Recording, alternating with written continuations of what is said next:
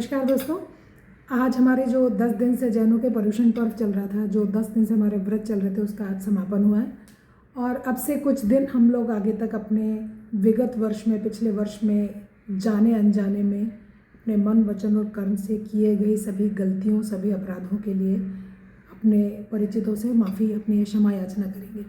और इसे हम क्षमावाणी पर्व कहते हैं। इसे हम पर्व इसलिए कहते हैं क्योंकि इन 10 दिनों में हम सिर्फ खाने और पीने का त्याग नहीं करते, बल्कि हम 10 ऐसे वर्चूज़, 10 ऐसे धर्मों और 10 ऐसे गुणों की पूजा करते हैं, उपासना करते हैं, जो अगर हमारी लाइफ में थोड़े थोड़े भी आ गए तो हम बेहतर से बेहतर इंसान बन सकते हैं। मैं बहुत छोटे में और बहुत सरल भाषा में ये 10 धर्म कौन से जिनकी हमने उपासना की समझाती हूँ। पहला धर्म उत्तम क्षमा, यानी बड़ा दिल रखते हुए किसी को भी किसी अपराध के लिए क्षमा कर सकना और क्षमा मांग सकना, अपने अहम को एक तरफ रखते हुए। दूसरा धर्म है उत्तम मार्दव धर्म, यानी किसी भी परिस्थिति में किसी भी चीज़ के ऊपर मान ना करना, घमंड ना करना। तीसरा धर्म उत्तम आर्जव, यानी कि किसी के साथ भी मन, वचन और काया से कपट ना करना, छल ना करना। चौथा उत्तम शौच धर्म, अपनी आत्मा, अपनी वाणी, अपने विचारों को शुद्ध रखना, शौच धर्म। पांचवा धर्म उत्तम सत्य धर्म, यानी मन, वचन, वाणी और अपने कर्मों से सत्य का पालन करना। छठवां धर्म होता है उत्तम संयम धर्म, यानी किसी भी परिस्थिति में अपने आचरण पे, अपनी वाणी पे, अपने मन पे संयम रखना।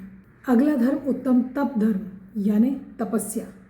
अगला उत्तम त्याग, यानी हम किसी भी चीज़ का अपने किसी के लिए त्याग कर सकें, अपनी बुरी चीज़ों का त्याग कर सकें, अपने अवगुणों का त्याग कर सकें। नेक्स्ट उत्तम आकिंचन धर्म, यानी परिग्रह ना करना, ज़रूरत से ज़्यादा ना जोड़ना। एक्सेस किसी भी चीज़ की अति अच्छी नहीं होती, इसलिए परिग्रह, ज़्यादा ना जोड़ना। और लास्ट उत्तम ब्रह्मचर्य धर्म, यानी शील का पालन करना, पर स्त्री या पर पुरुष के प्रति अपनी भावना को मलिन ना होने देना, ब्रह्मचर्य धर्म। पर्युषण अगर हम सरल भाषा में समझें तो ये हम जैनों के आत्मा, वाणी, मन, व्यवहार और शरीर को डिटॉक्स करने का पर्व है। सोचिए कि अगर ये 10 धर्मों को हम सभी लोग अपने जीवन में थोड़ा थोड़ा उतार लें, थोड़ा थोड़ा अपने व्यवहार में ये सारी चीज़ें प्रैक्टिस करने लगे, तो ये दुनिया कितनी सुंदर जगह हो जाएगी रहने के लिए। ना अहम रहेगा।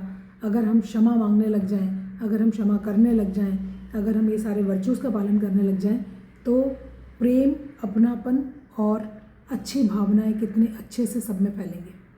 अब आप में से कुछ लोग ये कहेंगे कि ये सारी बातें सुनने में, पढ़ने में बहुत अच्छी लगती हैं, मगर अपनाता कोई नहीं है।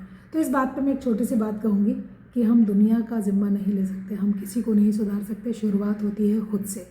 अगर हम ये सारे वर्चूज़ का थोड़ा थोड़ा भी पालन करने लगें तो हमारा अच्छा व्यवहार, हमारी अच्छी गुणों को देखकर सामने वाला भी कब तक गलत रहेगा, और इसी तरीके से अच्छाई का काफिला आगे बढ़ता चला जाएगा। हम जैन इस क्षमा धर्म को एक पर्व, एक त्यौहार के रूप में इसलिए मनाते हैं क्योंकि हमें कहा गया है क्षमा वीरस्य भूषणम, यानी क्षमा करना वीरों का आभूषण होता है। अगर क्षमा करने के लिए बहुत बड़े दिल की ज़रूरत है तो क्षमा मांगने के लिए भी वीरता की ज़रूरत है। और क्षमा मांगना ये दर्शाता है कि आप अपने अहम से ऊपर उस इंसान, उस रिश्ते को अहमियत देते हैं जिससे आप क्षमा मांग रहे हैं और उसे आप खोना नहीं चाहते। इस क्षमावाणी पर्व पर 10 दिन की इस उपासना के बाद जो मैंने की है, मैं अपने ऑनलाइन परिवार से, जितने भी इसमें सदस्य जुड़े हैं पिछले 1 साल में, उन सभी से हाथ जोड़कर, मेरे किसी भी वीडियो में मैंने अगर कुछ ऐसा कहा हो जिससे किसी की भावना को ठेस पहुंची हो या मन आहत हुआ हो, तो मैं मन, वचन और कर्म से आप सभी से क्षमा याचना करती हूँ। और मैं आशा करती हूँ कि आप सभी का प्यार मुझे इसी तरीके से मिलता रहेगा और ये परिवार इसी तरीके से आगे बढ़ता रहेगा। तो एक बार फिर उत्तम क्षमा, सभी से क्षमा और सभी को क्षमा।